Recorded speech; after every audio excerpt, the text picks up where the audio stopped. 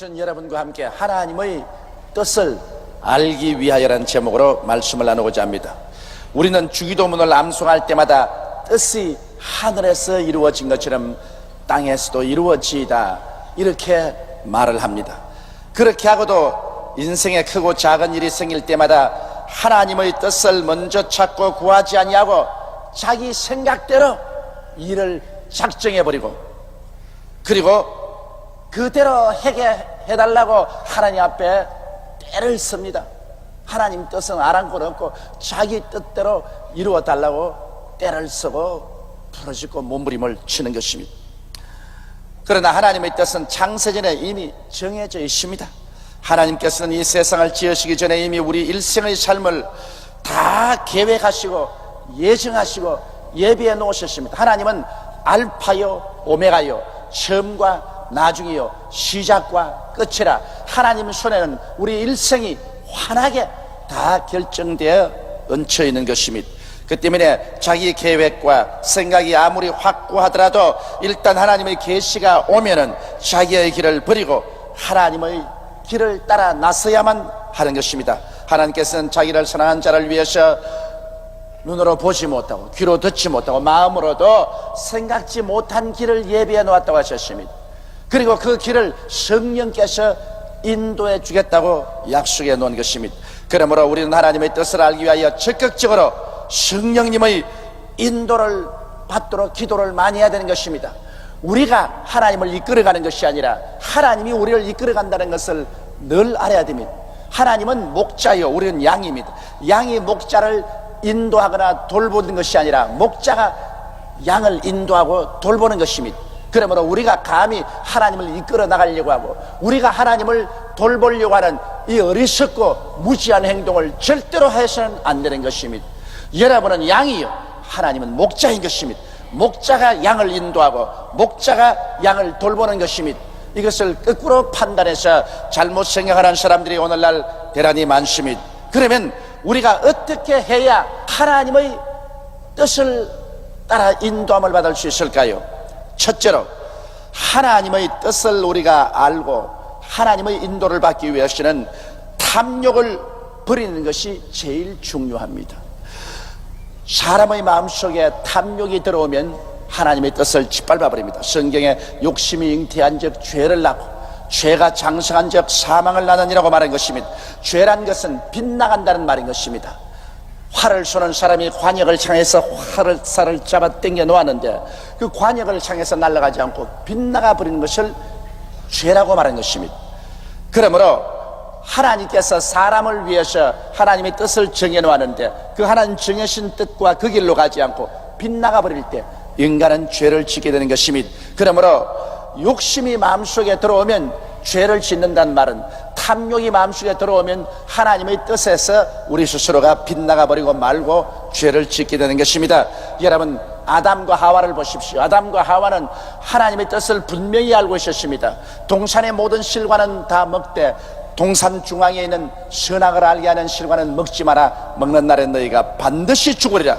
하나님의 뜻을 명명백백하게 알고 있었습니다. 그러나 아담과 하와가 그 동산 중앙에 있는 선악과를 늘 바라보고 그만 그 마음속에 욕심이 들어왔습니다. 먹음직하고 부함직하고 지혜를 얻기에 탐스럽게 되었습니다. 거기에다가 사탄이 유혹을 하고 그들을 꾀었습니다. 그러자 욕심이 잉태해지니까 그만 하나님의 뜻을 분명히 알고도 그 길로 가지 아니하고 빗나가서 자기의 욕심의 길을 걸어가서 하나님 앞에 범죄하고 버림을 당하고 에덴에서 쫓겨나고 그 후손들을 무서운 고난과 괴로움에 처하게 만들어버리고 마는 것입니다. 그러므로 아담의 욕심이 잉태한 즉 분명한 하나님의 뜻을 알고도 그 뜻에서 빗나간 행동을 한 것입니다. 구약성경에 보면 이스라엘의 초대왕 사울왕은 참으로 인물도 잘나고 키도 크고 사람 좋은 사람이었습니다. 처음에 그가 왕으로 하나님께로부터 임명받았을 때 그는 겸손하고 자기를 낮추고 하나님 뜻대로 순종하는 좋은 왕이었습니다. 그런데 하나님께서 사울을 보내서 아말렉을 쳐서 멸하기를 원하셨습니다. 이스라엘 백성이 애굽에서 나올 때 아말렉이 이스라엘을 심히 구박하고 이스라엘이 가는 길을 막았기 때문에 하나님이 그것을 기억하시고 아말렉을 멸하되 그 왕으로부터 시작해서 남녀노유까지 할 것 없이 짐승 새끼까지 다 진멸하라고 명령하셨습니다. 그래서 사울 왕은 그 명령을 받고 군대를 동원해서 아말렉을 치러 가서 하나님이 같이 가심에 대승전을 했었습니다. 그래서 아말렉을 쳐서 이끝에서 저것까지 멸했지만은 그만 거기에서 탐욕이 들어오고 마는 것입니다. 자기가 얼마나 위대한 왕이라는 것을 자랑해야 되겠고, 또 아말렉이 가지고 있는 짐승들 보니 소떼나 양떼 중에 살찌고 좋은 것이 너무 많습니다. 그래서 여기에 사울 왕은 아말렉을 진멸하는 하나님의 명령을 거역하고 아말렉의 왕 아각을 사로잡아서 산채로 끌고 오고 많은 소떼와 양떼를 죽이지 않고 그대로 끌고 왔습니다. 그러자 하나님께서 진노하셔서 하나님의 종 사무엘에게 말했습니다. 내가 사울 왕을 세워 임금으로 삼은 것을 후회한다. 그가 나의 명령을 거역하고 아말렉의 왕을 살려오고 그 많은 소와 양떼들을 살려서 끌고 왔다. 여기에서 하나님께서 진노하셨습니다. 사무엘이 밤새도록 기도하고 난 다음에 사울 왕을 만나러 왔습니다. 사울 왕이 승진하고 돌아오는 것을 길목에서 만나서 사울 왕이여 어찌하여 하나님의 뜻을 거역했습니까? 그럴 때 사울 왕이 이르기를 아니요 나 거역한 것 없습니다. 나는 하나님의 뜻을 쫓아 아말렉을 진멸했습니다. 그러자 사무엘이 말했지 그러면 이 아가가만 무엇이며 저기에 소와 염소의 울음소리가 들리는데 저는 무슨 일입니까? 아 그건 주의 백성들이 하나님께 제사 드리게 하려고 양이나 소떼 중에 좋은 것을 죽이지 않고 가지고 왔습니다. 공공연하게 하나님의 뜻을 거역하고도 변명을 했습니다. 그러자 사무엘은 사무엘상 15장 22절로 23절에 이렇게 말했습니다. 사무엘이 가로되 야훼께서 번제와 다른 제사를 그 목소리 순종하는 것을 좋아하심같이 좋아하시겠나이까? 순종이 제사보다 낫고 듣는 것이 수양의 기름보다 나으니 이는 거역하는 것은 사수로의 죄와 같고 완교한 것은 사신 우상에 절하는 죄와 같음이라. 왕이 야훼의 말씀을 버렸으므로 야훼께서도 왕을 버려 왕이 되지 못하게 하였나이다. 이 보십시오. 그렇게 훌륭한 왕이요 기름 부으신 자요 하나님이 사랑하던 왕이 하나님의 뜻을 거역한 것은 그 마음속에 교만이 들어오고 탐심이 들어오니 그만 하나님의 뜻을 저버리고 자기 마음대로 하게 된 것입니다. 그 결과로 하나님께서는 진노하셔서 아무리 너가 수양이나 소를 가지고 와서 내게 제사를 드리고 하나님 모든 종교의식을 행한다고 하더라도 어떠한 종교의식도 하나님 말씀을 저버리는 것은 필요 없다는 것입니다. 하나님 말씀을 저버리는 것은 우상 사신에 절하는 것과 같고 사수로의 죄와 같다. 하나님 말씀을 저버리는 것은 하나님을 저버리는 것이기 때문에 아무런 종교의식을 행해도 소용이 없다는 것입니다. 여러분 우리가 교회를 세우고 장엄한 예배의식을 집행합니다. 찬송을 부르고 말씀을 듣고 우리 스스로 기도하고 합니다. 그래도 그 아름다운 종교의식이 하나님의 말씀을 거역하고 인간의 탐욕에 있어서 행하게 되면 이것은 우상사신에 절한 것과 같고 사술에 묶여가는 것과 같다고 성경은 말하고 있는 것입니다. 이렇기 때문에 우리는 하나님의 말씀을 언제나 듣고 그 말씀 중심에 서서 하나님을 예배하고 살아야지, 말씀을 제껴놓고 인본주의적인 예배는 가인의 재단과 같아서 하나님께서 그것은 들어주지 아니하는 것입니다. 그러므로 하나님의 뜻을 우리가 알기 위해서는 탐욕을 버려야 됩니다. 탐욕이 생기면 하나님의 뜻이 안 보입니다. 또 보이더라도 그것을 부정해버리고 마는 것입니다. 예수님께서 겟세마네 동산에서 기도할 때 얼굴에 피땀을 흘리셨습니다. 그리고 주님께서 뭐라고 말하십니까? 아버지여 내 뜻대로 마옵시고 아버지 뜻대로 하옵소서. 이 기도가 얼마나 힘이 들었던지 예수님께서는 그 땀방울이 변하여 피가 되었습니다. 자기를 버리고 탐욕을 버리고 아버지의 뜻 중심으로 선다는 것은 타락한 인생들은 더욱 힘이 듭니다. 우리는 원래 탐욕을 가지고 태어났고 언제나 육신의 정욕, 안목의 정욕이 세상 자랑을 가지고 살아났기 때문에 자기 욕심을 중심으로 해서 인생은 살아갑니다. 그래서 탐욕을 저버린다는 것은 참으로 힘이 듭니다. 우리가 탐욕을 저버리고 서야 하나님 앞에 올바르게 하나님 뜻을 볼 수 있는 것입니다. 이러기 때문에 우리는 주의 뜻을 깨닫고 주의 뜻을 행하기 위해서는 항상 우리의 생활이 탐욕에서 노예는 안 받고 하나님 중심에 서고 하나님의 영광을 위해서 살겠다는 투철한 마음의 각오가 있어야 하나님의 뜻이 깨달아지고 또 하나님이 우리에게 계시도 해 주시는 것입니다. 둘째로는 하나님의 뜻을 우리가 알고 따르기 위해서는 자기의 고정관념을 버려야 되는 것입니다. 인간은 하나님의 지시를 받기 전에는 모두 다 자기의 생각과 고정관념을 갖고 있는 것입니다. 그래서 자기는 이렇게 하겠다, 또 하나님이 오시면 아마 이렇게 해줄 것이다, 자기 생각을 딱 굳혀놓고 있는 것입니다. 그러나 일단 하나님의 지시가 임하시면 자기의 고정관념을 완전히 버려버려야 되는 것입니다. 자기란 아무것도 아닌 것입니다. 자기의 마음속에 정해놓은 생각을 다 버리고 하나님의 생각을 따라가야 됩니다. 사람들은 자기 생각을 가지고서 하나님이 말씀을 해도 자기 생각을 부여잡고 이것이 하나님의 뜻이다 하고 하나님의 뜻을 오히려 저버릴 때가 많습니다. 성경에 보면 시리아의 대장군 나만이 있습니다. 그는 문둥병에 걸렸습니다. 위대한 장군이었으나 문둥병에 걸려서 속으로 썩어져 가고 있습니다. 그런데 자기 병사들이 변경해서 잡아온 이스라엘의 여종이 집에서 수종 들고 이런데 하는 말이, 우리 주인께서 이스라엘의 엘리사에게 나가기를 원합니다. 엘리사가 주인 어른을 고쳐서 깨끗하게 해줄 수 있을 것입니다. 이 말을 듣고 이 나아만은 뛸 듯이 기뻐하여 아람 왕의 추천서를 받아서 이스라엘 왕에게 나갔습니다. 이스라엘 왕이 이 편지를 받고 난 다음 옷을 찢고, 이 아람 왕이 나에게 전쟁 걸려고 하는데 내가 하나님이 아닌데 어떻게 사람을 죽이고 살리며 문둥병을 깨끗해 하고 고칠 수가 있느냐. 그럴 때 엘리사가 이 말을 듣고 사람을 보내서 그를 내게로 보내소서 그렇게 말했습니다. 그래서 여기에 나만 장군은 대장군이라 장군의 옷을 입고 거대한 수레를 타고 많은 군대를 거느리고 그는 엘리사 있는 곳으로 찾아가셨습니다. 그의 마음속의 생각을 엘리사가 나와서 장엄한 기도를 드리고, 그리고 나무에 거룩한 물을 찍어서 자기에게 뿌리고, 그리고 안수해서 장엄하게 고쳐줄 것이다. 적어도 내가 수리아의 대장 나만인데 나를 장중하게 모셔가지고 거룩한 종교의식으로 나를 고칠 것이다, 이런 고정관념이 딱 붙었습니다. 그래서 그렇게 할 것을 기대하고 엘리사의 집 문 앞에 서서 나만의 병사가 말했습니다. 이봐라, 거기 누가 있느냐? 엘리사의 종이 뛰어나왔었습니다. 그래, 엘리사 선생에게 나만 장군이 오셨다고 하라. 그러자 그 종이 말하기를, 우리 주인이 말씀하기를 나만 장군으로 하여금 저 요단강에 가서 7번 목욕하면 깨끗하게 될 것이라고 합디다. 가서 요단강에 가서 목욕이나 하세요.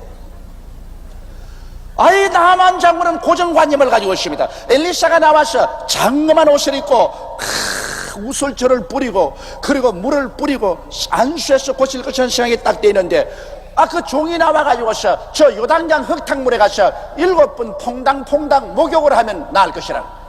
그만 나만이 마음속에 진노했습니다. 이런 법이 어디냐? 그래, 강물에 가서 퐁당퐁당 목욕해서 나을 바에야 우리나라의 아마나 강이나 바르바르 강은 얼마나 물이 푸르고 깨끗하냐. 그곳에 가서 내 목욕하지 뭘 이스라엘까지 와서 저 흙탕물인 요르단강에 가서 내가 퐁당퐁당 목욕하겠느냐. 돌아가자, 속았다. 이런 모욕이 세상에 어디 있느냐. 이 보십시오. 사람은 자기 고정관념을 가지면 하나님의 음성이 들려와도 그것을 받아들이려고 하지 않습니다. 우리는 이 세상에 살면서 자기 고정관념을 버려야 돼요. 자기 생각을 버려야 돼요. 하나님 명령이 오면 자기 생각이 아무리 좋다고 생각하더라도 그거 버리고 엎드려서 하나님 아버지 뜻대로 하시옵소서 그렇게 말할 수 있어야 되는 것입니다. 오늘날 대다수의 사람들이 큰 문제가 생긴 것은 오랫동안 예수를 믿으면 믿을수록 자기 고정관념이 강해집니다. 내가 여태까지 믿어올 때는 요렇게 하나님이 역사하시더라, 이것이 하나님의 뜻이다, 자기 고정관념을 가지고 있습니다. 그래서 하나님이여 내가 생각한 요대로 말씀하소서. 여러분, 하나님의 역사는 사람으로서 판단할 수가 없습니다. 바람이 임의로 불며 어디서 와서 어디로 가는지 알지 못하나니 다 성령으로 난 것은 이와 같다고 말했었습니다. 성령으로 사는 사람은 하나님의 뜻이 바람 부는 것입니다. 한 분은 오른편에서 왼편으로 불다가 항상 바람은 오른편에서 왼편으로 불어야 된다, 이런 고정관념을 가지면 안 됩니다. 갑자기 왼편에서 오른편으로 불기 시작하는 것입니다. 앞에서 뒤로 불다가 뒤에서 앞을 봅니다. 그러므로 바람이 임의로 불매 어디서 와서 어디로 가는지 알지 못하나 성령으로 난 사람다. 이와 같다. 성령으로 난 사람은 하나님께서 어떻게 말씀하시더라도 자기 고정관념을 버리고 따라가야만 하는 것입니다. 그런데 나만은 고정관념이 딱 서가지고서 하나님의 역사는 이럴 수가 없다. 나는 모욕당했다. 돌아간다. 그럴 때 나만 장군의 병사들이 그를 붙잡고 말했습니다. 장군이여, 아버지여, 엘리사가 더 어려운 일 부탁해도 할 것인데 저 요단강에 가서 목욕하라는 거야. 간단하지 않습니까? 그걸 왜 안 하려고 합니까? 여기까지 왔는데 목욕 한번 하고 가는 게 좋지. 그렇게 고집 부리지 마십시오. 하나님의 종이 말한 대로 순종을 하십시오.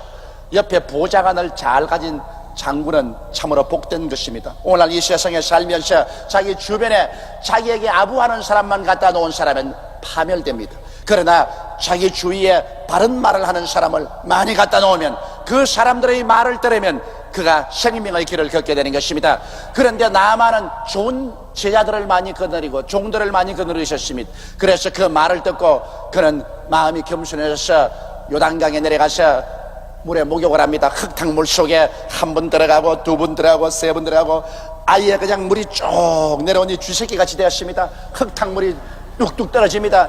그럼에도 불구하고 6번째 들어갔다 7번째 들어갔다가 일어나니 그 몸에 문둥병이 사라지고 어린아이 살같이 되었다고 말한 것입니다. 자기의 고정관념을 버리고 하나님의 말씀대로 실천하니 하나님의 말씀은 살았고 운동력에 의해서 좌우의 날선 금보다 더 예리하여 혼과 영광 및 관절과 골수를 짜기는 기적을 베풀었던 것입니다. 그러므로 여러분, 오늘날 우리가 하나님의 뜻을 알려면 자기 생각을 버릴 줄 알아야 되는 것입니다. 하나님 말씀하시면 언제나 자기 자만심 버리고 자기 이기주의 버리고 자기의 고정관념을 버리고 하나님 생각을 받아들여야 되는 것입니다. 셋째로, 여러분, 하나님의 뜻을 받아들이려고 할 때 우리는 십자가를 각오해야 되는 것입니다. 왜냐하면 하나님의 뜻이 우리에게 임하면, 우리가 하나님의 뜻을 받아들이려고 하면 많은 시련과 환란이 다가오게 되는 것입니다. 먼저 아브라함 보십시오. 아브라함이 하나님의 뜻을 받들려고 할 때 어떤 어려움이 나겠습니까? 내 전토 친척 아비 집을 떠나 내가 내게 지시할 땅으로 가라. 하나님이 지시할 땅으로 가려고 하니까 70평생을 살아온 전토를 버려라. 그리고 그렇게 친절하고 친밀한 친척들을 버려라. 그리고 아비 집도 인연을 끊어라. 이게 여러분 말이 쉬워 그렇지 쉽지가 않습니다.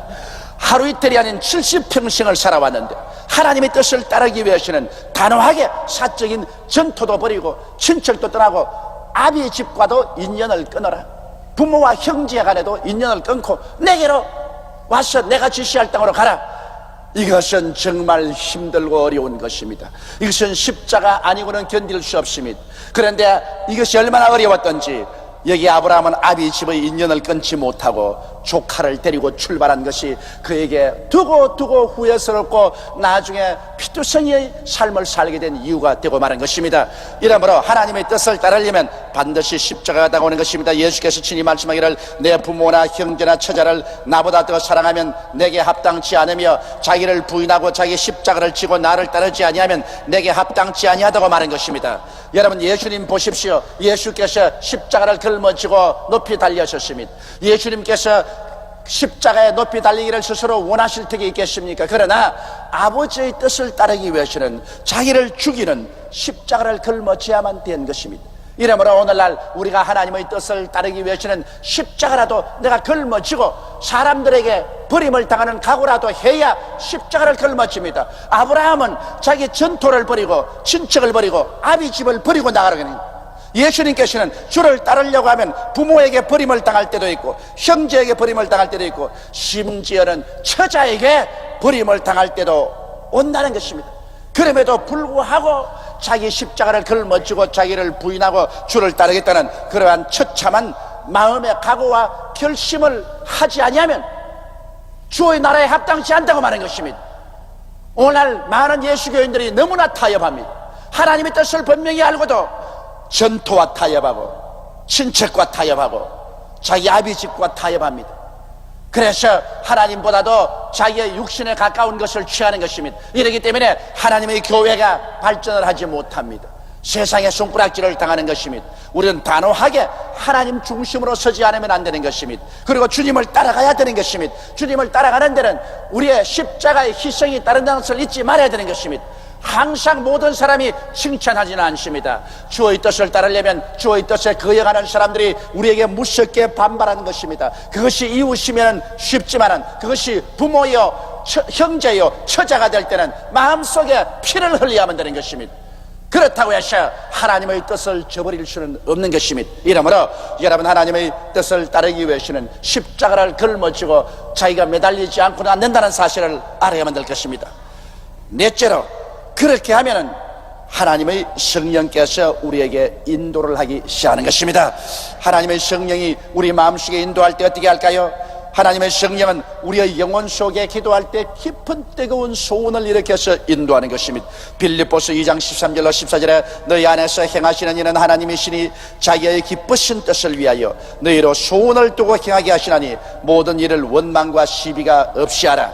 하나님께서는 우리 모든 마음속에 우리 의지를 움직이는 뜨거운 소원을 일으키는 것입니다. 내가 이미 탐욕도 버렸고, 내가 이미 자기 고정관념도 버렸고, 내가 내 십자가 걸머쥐고 버림받더라도 하나님 중심으로 서기로 작정한 사람이 하나님 앞에 엎드려 기도할 때 그 영혼 속에 성령이 오셔서 마음속에 소원이 일어납니다. 뜨거운 소원이 일어납니다. 구름 기둥과 같고 불 기둥과 같은 마음의 소원이 일어나기 때문에 우리가 그 구름 기둥을 바라보고 불 기둥을 바라볼 수 있는 것처럼 마음의 소원을 환하게 바라볼 수가 있는 것입니다. 마음의 소원이 희미하게 일어나는 것이 아닙니다. 이것은 너무나 마음의 소원이 강하게 내 영혼을 부여잡아버린 것입니다. 앉아도 그 소원에 잡히고 서도 그 소원에 잡힙니다. 그 소원이 마치 질풍같이 다가와서 내 마음을 점령해버리는 것입니다. 그러므로 하나님의 뜻이 이 소원의 밝은 등불을 통해서 환하게 보입니다. 하나님의 뜻은 그렇게 희미하지 않습니다. 이것이다, 이 길로 가라. 하나님의 소원이 불길같이 마음속에 일어나게 되는 것입니다. 그 소원을 따라야 되는 것입니다. 그러므로 여러분, 크고 적은 일에 여러분이 기도할 때 마음의 구름 기둥과 불 기둥같이 일어나는 소원에 관심을 가져주시기 바랍니다. 하나님은 그 소원을 통해서 인도해 주는 것입니다. 그리고 또 하나님은 마음에 환히 깨닫게 해주시는 것입니다. 우리가 기도할 때 전에는 캄캄하더니 그만 갑자기 마음이 환하게 밝아지면서 깨달아지는 것입니다. 캄캄한 밤중에는 지척을 분간하지 못합니다. 그러나 아침에 해가 떠오르면 그 어두움이 다 사라지고 눈앞에 있는 것이 환하게 보입니다. 이처럼 우리가 기도하기 전에는 무지의 마음이 쌓여서 아무것도 보이지 않더니 기도하고 난 다음에 성령이 오시니 우리가 갈 길이 환하게 보입니다. 갑자기 환하게 보여요. 내가 왜 전에 이것을 몰랐던가? 전에는 마음에 어둡고 캄캄했더니 이제 기도하고 난 다음 보니 이렇게 환하고 모든 것이 밝게 보이거늘 이것을 왜 몰랐던가? 원수 마귀가 내 마음을 누르고 있을 때는 여러분, 세상이 꽉 들어차서 하나님의 길이 보이지 않습니다. 혼돈만 꽉 들어찹니다. 그러나 기도하고 난 다음 마귀가 떠나가 버리고 성령의 밝은 역사가 이루어지면 하나님의 길이 환하게 보이게 되는 것입니다. 마음의 깨달음을 통해서 하나님이 우리를 인도하시는 것입니다. 또 하나님께서는 환경을 통해서 우리를 인도하여 주시는 것입니다. 갑자기 캄캄하고 앞길이 막혔던 그 환경에 서광이 비치기 시작하는 것입니다. 갈 길이 보이기 시작하는 것입니다. 환경에 문이 열린다는 걸 잊지 마시기 바랍니다. 엘리야가 3년 6개월 동안 비가 오지 않아서 그는 가멜산에서 하나님께 엎드려 기도하는데 종을 7분이나 산꼭대기로 보내서 주변을 살펴보라 했습니다. 7번째 종이 내려서 말이 저 먼 동해 바다에 손바닥만한 구름이 떴나이다. 3년 6개월 동안 구름 한 점 없는 가뭄이었는데 손바닥만한 구름이 떴다. 이것이 벌써 하나님 표시입니다. 그때 엘리야가 하는 말이 큰 비의 소리가 들린다. 여러분, 오늘날 우리가 기도할 때 우리의 환경에 칠흑같이 어두운 곳에서 갑자기 문이 열립니다. 그리고 환경에서 오라는 손길이 보입니다. 여러분, 그러므로 우리의 삶은 우리의 선택에 의하여 결정되는 것이 아닙니다. 만세 만대 전에 이미 하나님께서 우리를 위하여 모든 삶의 길을 예비해 놓으셨습니다. 예정해 놓으셨습니다. 하나님 앞에는 우리의 미래가 이미 지나간 과거처럼 알려져 있으며 없는 것이 있는 것처럼 환하게 보입니다. 그와 같은 하나님의 정하신 뜻과 길을 따라 사는 것이 우리의 참된 삶이 되는 것입니다.